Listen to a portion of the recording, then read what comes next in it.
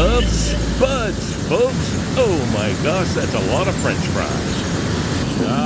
Now they're nice and clean and washed, being sorted. Ever wonder how your bags of potatoes get bagged in bales? Well, here they are. That's actually, it's almost 100 count.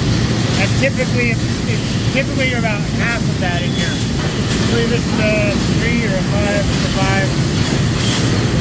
Yeah, that's a little smaller. You pack them wet like that? Yeah.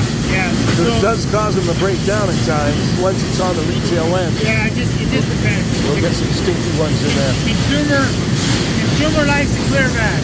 Oh, okay. So back in the old days, we all went in mesh. Brown or brown plastic. Purple or red mesh. Where they last longer because they breathe.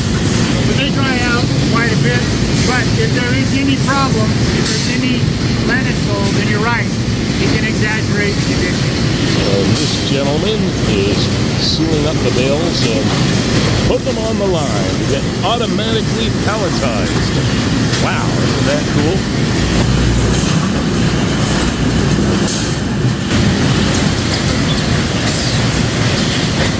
All right, so let's check this out. Here's some spuds here in the bin.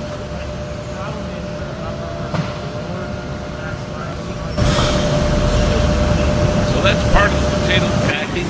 Till next time, this is Dan the Produce Man reminding you that it's always best when you get it Idaho potatoes fresh.